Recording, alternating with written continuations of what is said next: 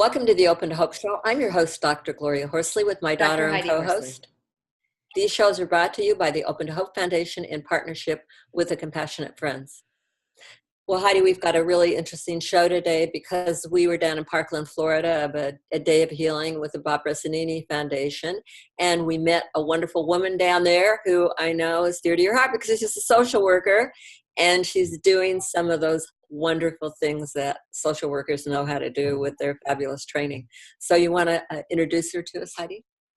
I will. Her name is Lisa Zucker, and she, like you said, Mom, is a licensed clinical social worker. She actually got an award for the Social Worker of the Year in 2018 in Broward County. The National Association of Social Workers honored her, which is a pretty huge award.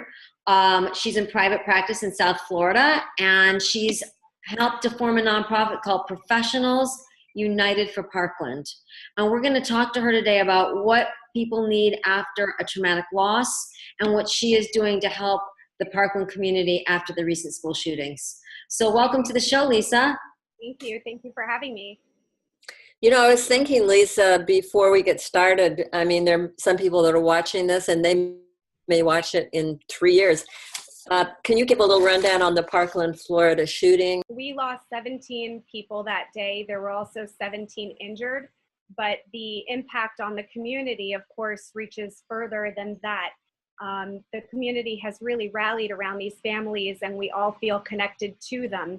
We hear about these things in the media, but when they happen so close to home, it really triggers a lot of people with their own losses, but also just to feel such deep compassion for these families. As a therapist and as a social worker, we want to jump in and be able to help. And clear connection to find access to help people. There were people going out to the park and people showing up at the school and trying to support. But what we decided to do was to get together as mental health providers and start an organization with a hotline, which is where Professionals United for Parkland came from. It was this idea that everyone in the community should have one number to be able to call to find out about individual support as well as group support. And what we also found through conversations with Tuesday's Children in New York and the Sandy Hook Foundation was that there's really this need for a direct line of communication between the community mental health providers and the people who were affected by this tragedy. So we've been trying to fill that gap. Wow, that is brilliant, isn't it, Heidi? Absolutely. I love that you saw a need and reached out and to figure out what you could do and reach out to other communities that had been impacted, like the 9/11 community and the Newtown community. We wanted to talk a little bit today because we want to give people hope. I mean, these tragedies are incredible. And we were talking to you a little bit about post-traumatic growth and what you've seen down there and what you've seen and what that would mean. And Heidi always makes a comment. It's hard to hear that at first, right, Heidi? Yes, because I think if you go in initially to someone that's had any kind of a loss and say, what gifts have you been given or how have you grown? Or what have you taken from this in a positive way? It's almost like it minimizes our losses. We need to be in a place where we can hear that.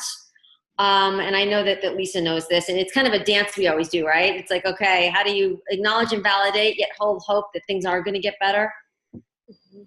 Yeah, you're right. And for every individual, it's a different process. For one person, they may want to hear that early on, and for another, they may not be ready until farther along in their grief process. But what we've seen coming out of them is the community rallying around these individuals to help lift them up, to help them find post-traumatic growth.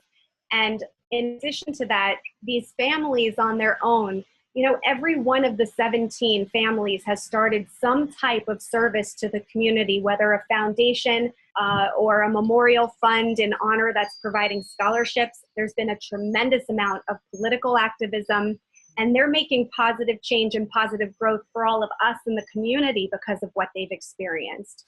So we're grateful to them for that it's a gift to the rest of us that they're honoring the people that they lost by doing something with their memory and being able to create change in our community.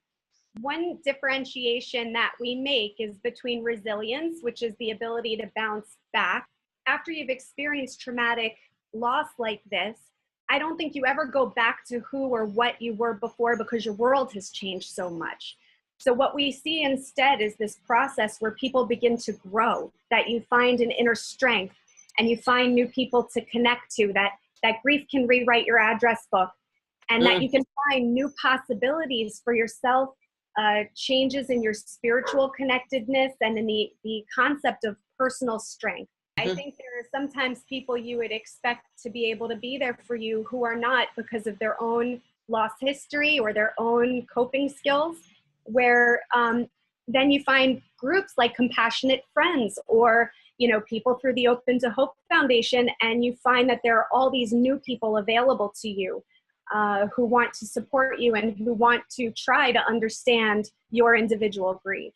The Professionals United for Parkland Hotline, helping with the individual therapy, but also community resources that are so important, so people can find social and peer support as well as therapeutic support. What we see is that over time, people move towards, if they experience that type of post-traumatic growth, that there becomes this different appreciation for life, a deeper appreciation, that it can really change your outlook on the world in general. Rather than bouncing back to where you were, you grow as a human being.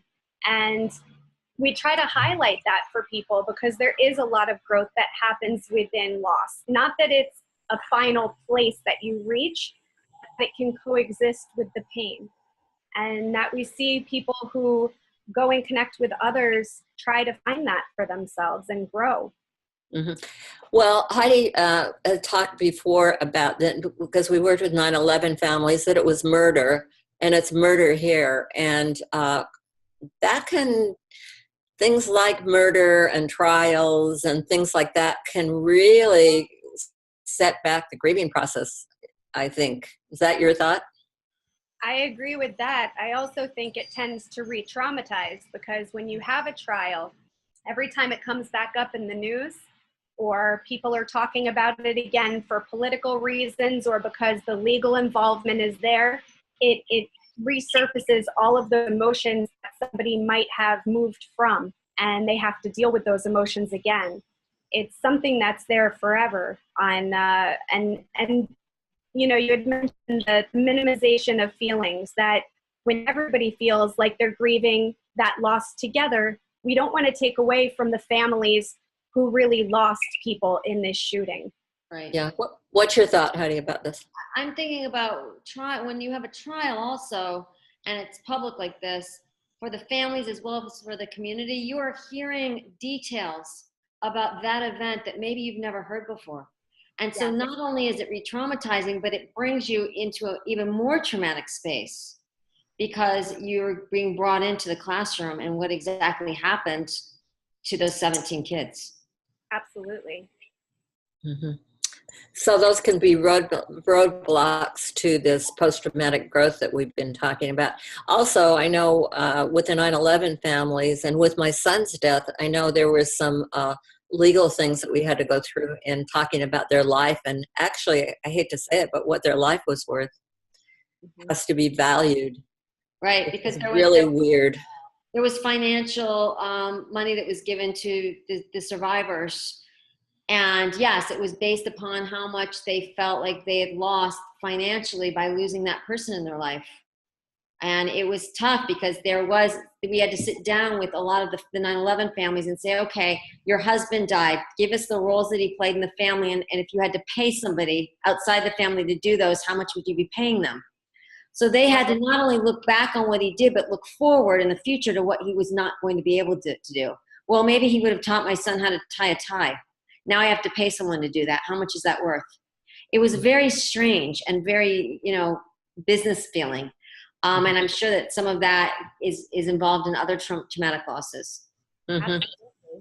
And when you have a mass incident like this, it's not only the people who lost their lives, but you have others that come into play that are seeking restitution as well. So the injured, people who were on campus, people who were in the community. And it creates this sense of, well, who has the most value in this? And we don't like to view it that way. I think, of course, these families that lost individuals in the shooting, Those are the people who were waking up on Father's Day just last week without their child. Yeah. And we can't compare ourselves in the community to something like that, but we can embrace them, and we can try to help promote their growth as individuals by supporting them, which is what I feel the Parkland community and the Broward County community as a whole has been trying to do. Mm-hmm. I love that, Lisa. That is so powerful. So your whole community is kind of saying, okay, we're going to get through this together. Sometimes we might not know how, but we're going to all be in this together and wrap our arms around these families and around each other, because even though the families had a serious loss, the community all suffered and had secondary trauma in some cases as well, because it was, you know, a horrific community event that happened. And I love that you're there to be that sounding board, to be that place where people can get support and they can get help. Thank you. What kind of numbers are you getting about people calling in, and how are you doing it? Do you have a phone that you pass around, or how are you handling that? We have trained volunteers who are working on the hotline. They field the calls for us. We're also trying to promote as many groups as we can on our Facebook page and on our website. We have some wonderful resources in the community. We also have an unbelievable group of Douglas alumni who have been putting together different types of things to support the current students. And it's been incredible to see that. We've been getting a lot of feedback from the community, people calling into the hotline, just trying our best to direct them to those services. How great. And now those hotline people weren't there when you started. They were not. This is all something we've been building from the ground up. It's been incredible to watch from the very beginning and to be a part of. We look forward to being able to continue to serve the community, because we realize that this is going to extend it's the long haul. This is not a quick thing that's going to be over quickly, especially because of, you know, things like the court involvement. Like we said, this is going to impact our community for a long time to come. Yeah. And the post-traumatic growth is going to be way down the road. That's right. So how are you training how did you train your volunteers to answer the phones? Who trained them? The person who started our organization, Melissa Cornhouse, she's been in charge of all volunteers and getting everybody on board. We trained people who already had some experience with community involvement, so that they weren't new at this game. They had an understanding of how to be able to support and help people. And most importantly, we're providing therapy over the phone. It's really just directing them to services. How do we find your website? The website is pu4p.org. pu4p.org.